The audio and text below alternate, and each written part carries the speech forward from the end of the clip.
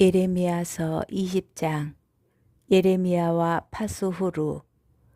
주님의 집 총감독인 임메리의 아들 파수후루 사제가 이런 일을 예언하는 예레미야의 말을 듣고서 예레미야 예언자를 때리고 그를 주님의 집 베냐민 윗대문 안에 있는 기둥에 묶어 놓았다. 다음 날 파수후루가 예레미야를 기둥에서 풀어놓자 예레미야가 그에게 말하였다. 주님께서 당신의 이름을 파수후루가 아니라 마거루 미사비비라 부를 것이요. 주님께서 이렇게 말씀하셨어.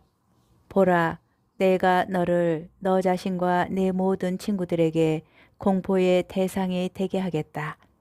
또한 내 친구들은 내가 지켜보는 가운데 원수들의 칼에 맞아 쓰러질 것이다. 내가 온 유다를 바빌론 임금의 손에 넘겨주리니 그가 그 주민들을 바빌론에 유배시키고 그들을 칼로 죽일 것이다. 또한 내가 이 도성의 온갖 재물과 생산품과 기중품을 그리고 유다 임금들의 온갖 보물을 원수들 손에 넘기겠다. 그러면 원수들은 그것들을 약탈하고 가로채 바빌론으로 가져갈 것이다. 파수후루야, 너와 네 집에 사는 모든 사람도 바빌론에 유배될 것이다. 너와 너의 거짓 예언을 들은 친구들도 모두 거기에서 죽어 그곳에 묻힐 것이다. 예레미야의 5번째 고백. 주님, 당신께서 저를 꾀시어 저는 그 꿰매에 넘어갔습니다. 당신께서 저를 압도하시고 저보다 우세하시니 제가 날마다 놀림감이 되어 모든 이에게 조롱만 받습니다.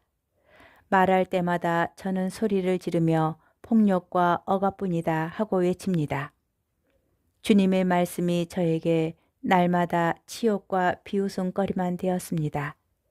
그분을 기억하지 않고 더 이상 그분의 이름으로 말하지 않으리라 작정하여도 뼛속에 가두어둔 주님 말씀이 심장 속에서 불처럼 타오르니 제가 그것을 간직하기에 지쳐 더 이상 견뎌내지 못하겠습니다. 군중이 수군대는 소리가 들립니다. 저기 마고루 미사빕이 지나간다. 그를 고발하여라. 우리도 그를 고발하겠다. 가까운 친구들마저 모두 제가 쓰러지기만 기다리고 있습니다. 그가 속아 넘어가고 우리가 그보다 우세하여 그에게 복수할 수 있을지도 모른다. 그러나 주님께서 힘센 용사처럼 제 곁에 계시니 저를 박해하는 자들이 비틀거리고 우세하지 못하리이다. 그들은 성공하지 못하여 크게 부끄러운 일을 당하고 그들의 수치는 영원히 잊히지 않으리이다. 의로운 이를 시험하시고 마음과 속을 꿰뚫어 보시는 만군의 주님, 당신께 제 송사를 맡겨드렸으니 당신께서 저들에게 복수하시는 것을 보게 해 주소서. 주님께 노래 불러라. 주님을 찬양하여라. 그분께서 가난한 이들의 목숨을 악인들의 손에서 건지셨다. 어찌하여 내게 생명의 선물을 주셨는가? 저주를 받아라. 내가 태어난 날. 복을 받지 마라. 어머니가 나를 낳은 날. 저주를 받아라. 당신에게 사내 아이가 태어났소 하며 아버지에게 기쁜 소식을 전하여 그를 몹시 기쁘게 한 사람. 바로 그 사람을 주님께서 사정없이 뒤엎으신 성읍처럼 되게 하여라. 아침에는 울부짖음을, 한낮에는 전쟁의 함성을 듣게 하여라.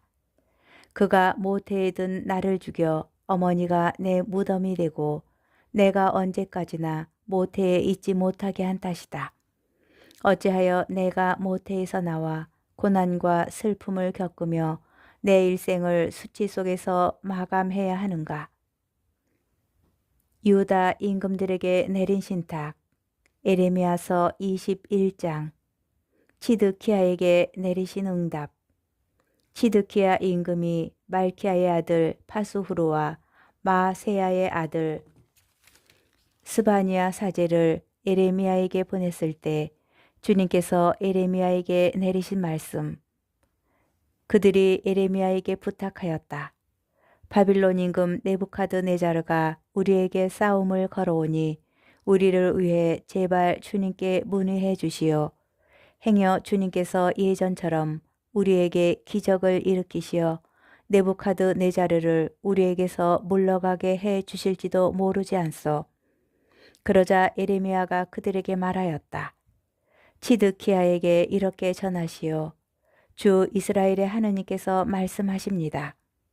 이제 너희가 성벽 밖에서 너희를 포위하고 있는 바빌론 임금과 칼데아인들을 공격하려고 손에 든 전쟁 무기를 내가 거두어 그것들을 이 도성 한복판에 모아놓겠다.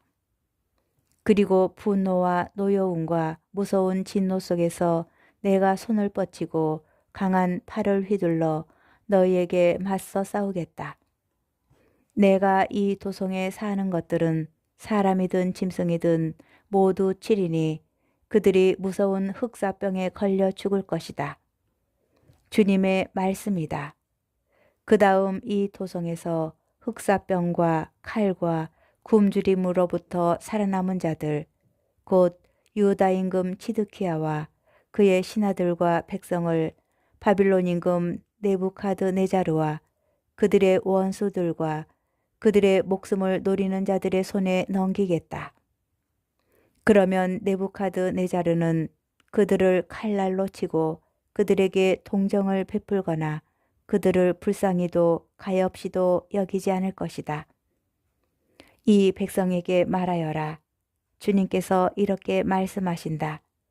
이제 내가 너희 앞에 생명의 길과 죽음의 길을 놓아둔다. 이 도성에 머무는 자는 칼과 굶주림과 흑사병으로 죽겠지만 여기서 나가 너희를 포위하고 있는 갈대아인들에게 항복하는 자는 죽지 않고 제 목숨을 전리품으로 얻을 것이다. 사실 나는 복이 아니라 재앙을 내리려고 이 도성을 마주보고 있는 것이다. 주님의 말씀이다. 이 도성은 바빌론 임금의 손에 넘어가고 그는 이 도성을 불태울 것이다. 임금들과 궁궐과 도성, 유다 왕실에 대한 말씀. 주님의 말씀을 들어라. 주님께서 이렇게 말씀하신다.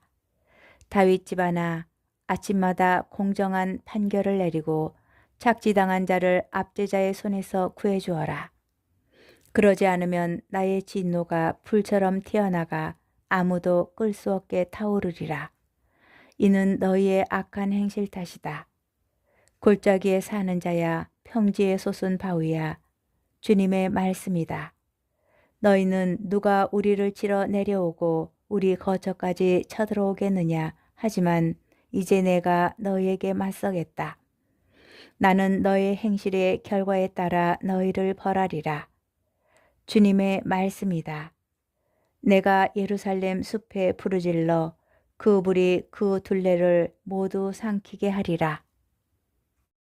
예레미야서 22장.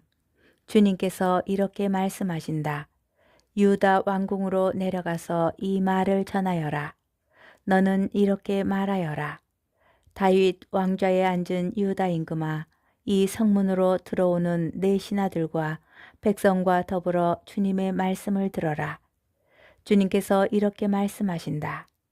공정과 정의를 실천하고 착지당한 자를 압제자의 손에서 구해주어라. 이방인과 고아와 과부를 괴롭히거나 학대하지 말고 이곳에서 무죄한 피를 흘리지 마라. 너희가 정녕 이 말대로 실천한다면 다윗 왕좌에 앉은 임금들이 병거와 군마를 타고 신하들과 백성과 더불어 이 왕궁의 성문으로 들어올 것이다. 그러나 너희가 이 말을 듣지 않으면 나 자신을 걸고 맹세하건대 주님의 말씀이다. 이 왕궁은 황무지가 될 것이다. 유다 왕실을 두고 주님께서 이렇게 말씀하신다. 너는 내게 기랏과도 같고 레바논 산 꼭대기와도 같으나 맹세코 내가 너를 광야로 만들고 아무도 살지 않는 성읍들로 만들리라. 나는 저마다 무기를 손에 들고 너를 파괴할 자들을 떼어 놓으리라. 그들이 너의 가장 좋은 향백나무들을 베어내어 그것들을 불에 던지리라. 수많은 민족들이 이 도성을 지나가면서 서로 제 이웃에게 무엇 때문에 주님께서 이 큰 도성을 이렇게 만드셨는가 하고 물을 것이다. 그러면 그들은 저들이 주 그들의 하느님과 맺은 계약을 저버린 채 다른 신들을 예배하고 섬겼기 때문이다 하고 대답할 것이다. 살롬의 운명. 죽은 자를 위하여 울지 말고 애도하지 마라.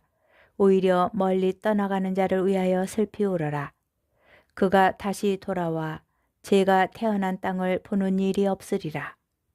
요시야의 아들 살롬은 제 아버지 요시야 다음에 유다 임금이 되어 다스리다가 이곳에서 떠나가야 했다. 그를 두고 주님께서 이렇게 말씀하신다. 그는 이곳으로 다시는 돌아오지 못할 것이다. 그는 포로로 끌려간 거기에서 죽어 다시는 이 땅을 볼 수 없을 것이다. 여호야킴의 운명. 불행하여라. 불의로 제 집을 짓고 부정으로 누각을 쌓는 자. 그는 제 이웃에게 거저 일을 시키고 아무런 품삯도 주지 않는다. 나 자신을 위해 넓은 집을 짓고 널찍한 방들이 딸린 누각도 쌓아야지 하면서 그는 제 집에 창문을 만들어 달고 향백나무 판자를 붙인 다음 붉은색을 칠한다. 내가 향백나무를 쓰는 일로 으스댄다 해서 임금 노릇을 하는 줄 아느냐.